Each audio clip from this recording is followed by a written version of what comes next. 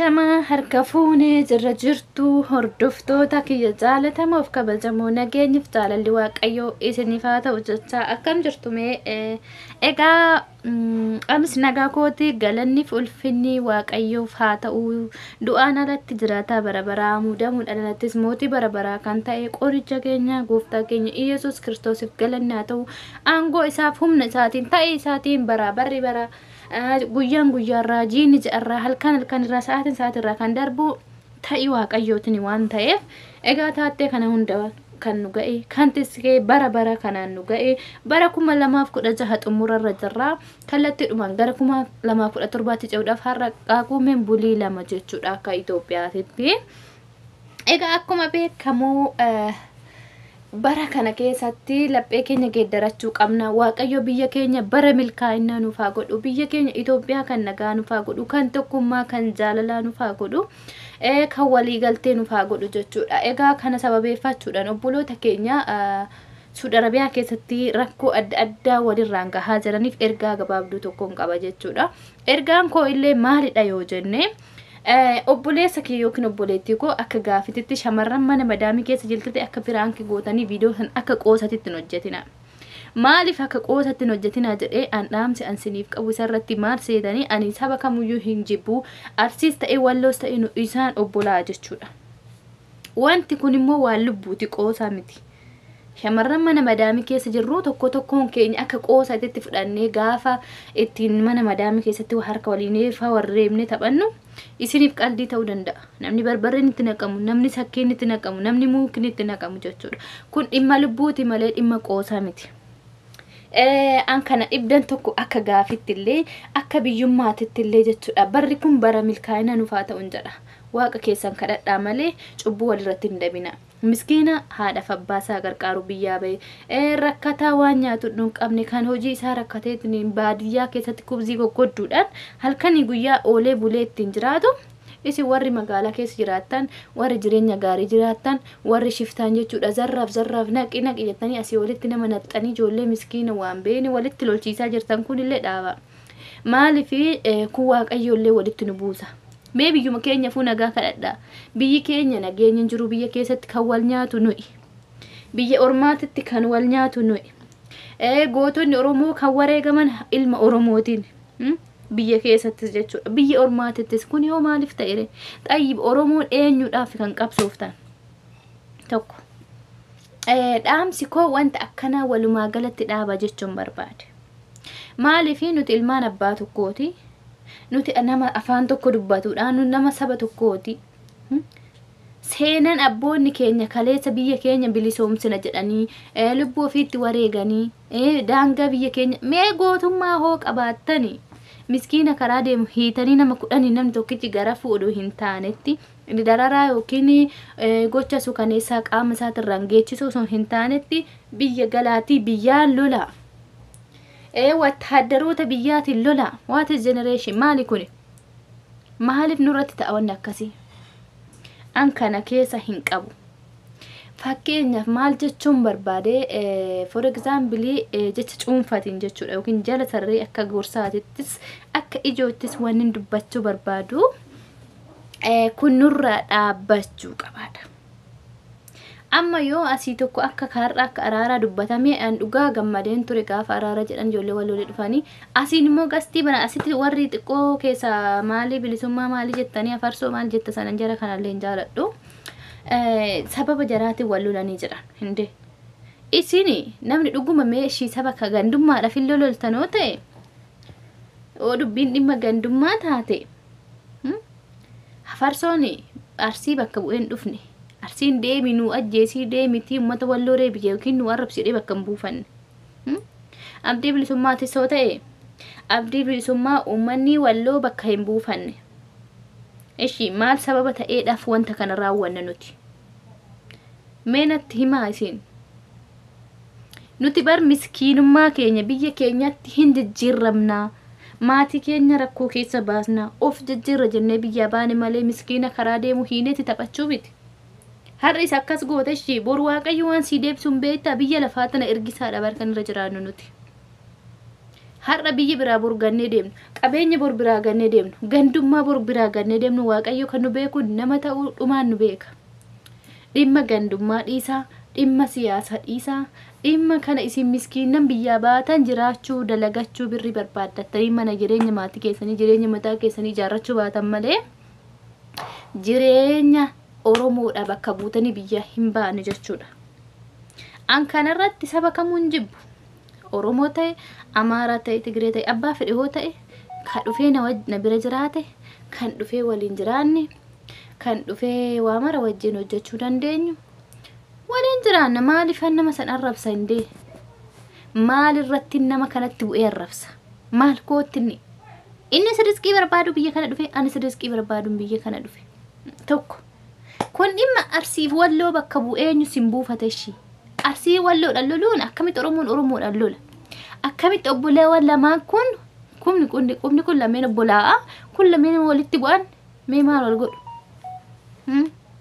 kun sirriidha jabeessi liivirate rukkutii akkana godhii kameeraa cufadhu qaxaqqaxi maaliif wanni qaxaqqaxamuuf maali eenyutu aangoo isaaf kenne namni akkamitti nama reebaa tokko lammatammoo maaliif eeshii ta'eemi namumti hayyuun isaan keessaa daa'imman ijoollee karaa bahaara dhufte ijoollee daa'imman walitti gadhiisan ijoollee saara keessatti kubzii takka nyaattee walitti arabaa eeddee aduu kanaan gubattee waan nyaattu garaa hin qabne akkas godhaa hidhaa qabaatumaa jedhanii waliin naqu kun hayyuun isaanii eessa dhaqeeshi ka bakka bu'eeshi erga ta'eemi abbichi godhi jedhee ergisuu maaf kana dhaabsisuu dadhabe akkamitti jechaasuu kaneessaa akkamitti gocha garajamummaa kana hawaasa biyya keenya maqaa Oromootiin deemaa jiru maaf wal balleessina ishi Oromoo jettan Oromummaan keessan ani garuu keessaa baheen jira Oromoo miliyoona 70 jettanii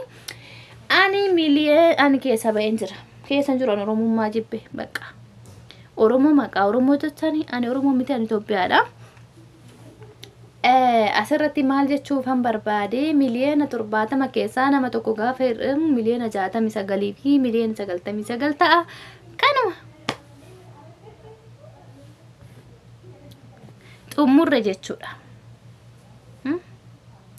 dhimmi akkanaa biyya keenyatti yeroo deddeebi'ee raawwatu mee maaltu nu gammachiisa gaafa obboleessi kiyyaa biyyee nyaachifamu gaafa obboleessi koo caammaatti afaan godhanii sirbisiisan kuni amaarru nungoone sabumti biraa Itoophiyaa keessatti bara mootummaan dargiin raawwatee uummata Oromoo akkana hin goone namni afaan kiyya dubbatu namni ana jedhee namni mana tokko ijaaru quncee walissaamu moocitaa walissaamu jedha Oromoon gaafa mammaaku maal jechuun barbaade namni Oromummaa beeku namni Oromiyaadhaaf qabsaa'u Oromoon ajjeesu ikshuwaali jechuudha kun dogongora hawaasni keenya itti fayyadamaa jirtanidha waan ta'eef ijoolleen keenya karaa huduudaa dhuftan ijoolleen keenya Saharaa keessa jirtan walitti hin bu'inaa si miskiinan lama Walloo ta'e Arsii ta'e ganda feete ta'e wala jinkii ta'e Amaara ta'e Gondar ta'e bakka fedhe haa ta'u maal rakkattan indi warri asii akkas godhisiin jedhee si ajaju sun inni bor cubbuu isirraa gaafatamu hin jiru bar atarroo lubbuu baaste ati nama akkasi dararte borsillee hin dararamta waaqayyo sitti murteessuu danda'a kanaafuu gorsi kun isin fayyada dhiisa waliin tuqina ta'uu hin qabu nu biratti kun nuti ilma Oromooti nuti ilma saba guddaati nuti Oromoo jechuun bar ilma safuuf duudhaati ilma abboonni keenya walirraa dhaalii walirraa aadaa kana dursee kabajee wal kabajee dhaalchisee ilma isaanii akaakillee isaanii akaakayyuu isaanii hunda dhaalchisanii afaan Oromoo kanatti dhiiga itti wareegamanii itti aarsaa kafalanii asiin nu biraan ga'a tokko abboonni keenya sadarkaa kanaan dabarsanii gaafa nutti kennanii nuti ijoolleen Oromoo har'a sadarkaa jirru kanarratti maaf waan akkana walirratti raawwanna tokko maaf raawwanna gocha akkasii abboonni keenya kanaan nun guddisne haadhaaf abbaa keenya bira gaafa baanu ni dalagannaa ni hojjetannaa jennee warra keenya dhukannee karaa bahaara bannee dhufte bahaara qurxummii san keessa waaqayyo dabarsee har'aas ga'e maaf deebitee miskiin akka geetii rakkoo san keessa darbee dhufe waliin dabarsitanii waliin rakkoo hunda qooddatanii karaa kana dhuftanii wal beektu waa'ee bahaara anis beeku baadhu warri keessa deemtanii dhuftan dhiira dubartittu ni beektan jedhee yaada karaan bahaara moo akkam akka ulfaatu bishaan qurxummii galaanatti yoo nyaatamte kan nyaatame kan lubbuun dabarte kan hundooniin garagaree kan lubbuun baate ba'ee dhufa. Kan kanarra na dabarse galata waaqa koo jettee waaqa kee galateeffachuu qabda malee miskiina dararuun qabdu. Kan har'aan nageechi harbi galanni si haa ga'u jettee waaqa kee galateeffattee gara bara haaraa deemayyuu akka Itoophiyaatitti barri keenya jijjiiramaa jira. Qalbii keenya maafoo geeddarannoo hinde uffata jijjiirrachuu miti bara haaraa irratti qalbii geeddarachuutu dursa. Cubboo hojjetuu irraa jijjiiramuudha. Waan badaa irraa jijjiiramuudha. Waan safuu cabsuu irraa jijjiiramuudha. Waan aadaa Oromoo buqeessu waan biyya keenya maqaa cabsu sabumti kamuu aramnu akkas nun goone jechuudha. Isa Itoophiyaa dhiisa Amaara maalii dhiisaa isa Itoophiyaa keessatti ramadamu dhiisaa ta'u haga Oromoo goote sabni biraa arami nu hin goone. Warri Yamanii akkas nun goone, warri Somaalii akkas nun goone, zeegaan bira tasuma nun goone bara Oromoon kana raawwate. Eshiinumaaf kana hunda walitti jabeenya nuuf kenne garaa. Nuti ilmaan abbaa tokkooti, nuti ilmaan saba tokkooti, nuti ilmaan biyya takkaati. Biyya takka ijaaruudhaaf xaaraa jirra. Biyya takka dhaabuudhaaf xaaraa jirra. Namni biyya takkaaf dhaabbatu akkamitti waan akkanaa raawwata tokko. Yoo kana hin dhiisnu taane mee maaltu nurraa bu'a nuyi? Dhiisa maal obboloota keenya? Kuni waan safuu keenya cabsu, kun waan aadaa keenya cabsu, kun waan nu ciggisiisu waaqanillee lamaanillee waan hunda biratti nu fokkisiisa. Itoophiyaan waan akkanaaf jetteedha malee kun Oromoo maaliin hin jiru amma? Sabni biraa viidiyoo kana gaafa daawwatu. Eshi nu hoo akkamitti fudhanna waan kana? Nurraa tola, nurraa deema. Wanti kun sirriidha waan raawwachuu gabba'u nurraa waan eeggamuudha jedha xiinxala. Raawwachuu bichaaf hin ariifatina, balleessuu bichaaf hin ariifatina. Kana fakkaata. Dubbiin baay'attee farreetti fe'an jedhanii yoo isin fayyada ta'e gorsi xiqqishumatu isiniif gala. Tokko waaqayyo biyya keenya Itoophiyaadha nagaa nu abuusu. Jaalalli nuuf haa kennu, tokkummaa nuuf haa kennu, cubbuun hojjechaa jiru guyyaa irra guyyaatti dhiifama nuuf haa godhu waaqayyo. Gara waaqa keenya haa deebinu malee gara cubbuu, gara jibbaa, gara wal ajjeesu, gara wal suukaneessu, gara wal ciggisiisa waan waaqayyo faana egaa akka amantaatti illee gaafa deebine waangila irratti saali lamaan wal fakkaatan gaafa wal qunnamtii raawwatu akka ciggisiisatti kan ilaalamudha jechuudha. Akka waangilli jedhutti. Gochaan lamaan amma ijoolleen dhiira irratti raawwachaa jiru kuni gocha safuu cabsu. Isa waaqa biratti nu ciggaasisu waan ta'eef waan akkana irraa haa dhiisnu. Warree bicha akkasii kana dhiisa Oromoo kiyya qaalii. Gocha jibbisiisaa kana dhaabanurra. Jiraachuu barbaanna, hojjetachuu barbaanna. Oromoo gaafa rakkate bira dhaabbachuu nuti tola malee Oromoo lamaan wal rakkisuuf rakkootti wal gatu bira dhaabbachuu illee nuti hin tolu. Argineellee bira darbuu hin dandeenyu nu jibbisiise, nu dhukkubse, dhiiga keenya nu daffisiise, mataa keenyatti dhukkubii nutti godhe tokko. Lammaffaa immoo barri illee nuuf jijjiiramaa jira. Itoophiyaan baroota lakkoofte. Bara nu jiraanne sanatti garuu waan baroonni darbe bara dheeraadha. Garuu nu duwwaa takka seenaa gaariin hojjetin seenaa gadheedhaan galmoofne darbaa jirra jechuudha ijoolleen Oromoo. Kanaafuu waaqayyo biyya keenya tokkummaa nu haa kennu, jaalala nuuf haa kennu, jibba nurraa kaasu. Barri 2017 bara gammachuu, bara milkaa'inaa, bara quufaa, bara jaalalaa, bara tokkummaa, bara rakkoon Itoophiyaan itti rakkatte, uummanni Itoophiyaa rakkate hundi kan beela'e, kan quufu, kan dhukkubsate kan fayyu, kan du'e kan lubbuu isaa boqannaa argatu, kan immoo dhibee garagaraa, cinqii garagaraa keessa jiru waaqayyo cinqii keessa isa itti baasu. Bara biyyi keenya Itoophiyaan jaalalaaf tokkummaadhaan bilisoomtee waliigalteedhaan sabaaf sablammii kamuu tokko taate wal faana nuuf jiraattu nuuf haa godhu. Akkasumas bara quufnee, bara tokkummaa, bara jaalala namummaa waliif qabnu, bara itti teenye tokko taane waaqa keenya galateeffannu, bara jibbii nu keessaa badu, bara waan kun nuti biyyi teenya gara fuuldura kana ta'uu qabdi jennee abjootaa turre itti nu milkaa'u. Bara cinqiin kee hundi rakkoo keessaa ba'u siniif haa ta'uun jedha obboloota keenya. Baay'een sin jaalladha. Hundumti keessanuu saba kamuu ta'a waan dhaggeeffataniif illee galatoomaa, milkaa'aa, horaa bulaa, deebanaa, gocha ciggisiisaa dhiisaa, waan gadhee dhiisaa, gadheerra wal gorsaa, wal dhoowwaa, yoo tokko dogoggoree raawwate tokko beeka ta'aatii irraa wal deebisaa obboloota keenya. ani kanuma siniin jedha waan na dhaggeeffattaniif illee galatoomaa. Viidiyoo biraatiin hamma walitti deebinutti turtii gaarii. Yoo viidiyoo isinitti tole share like godhaatii hiriyoota keessan naaf qaqqabsiisa. Yoo viidiyoon kiyya immoo isinitti hin tollu ta'e yaadaaf qeeqa qabdan kallattiidhumaan komentii koo jalatti naaf kaa'aa siniin jedha. Yeroo hundaa balballi toorri inboxii keenya banaadha.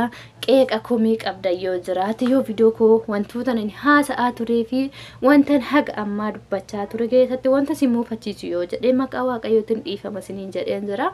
Waan nama dubbichi gaddisiisullee dubbadhe jedhee yaadu garuu dhala namaati. Dhalli namaa haasa isaa keessatti arraba isaa kana hordofuudillee oduma nan hordofa jettullee tasa waan tokko keessa buusuun hadhaan hin dhabamtu jechuudha.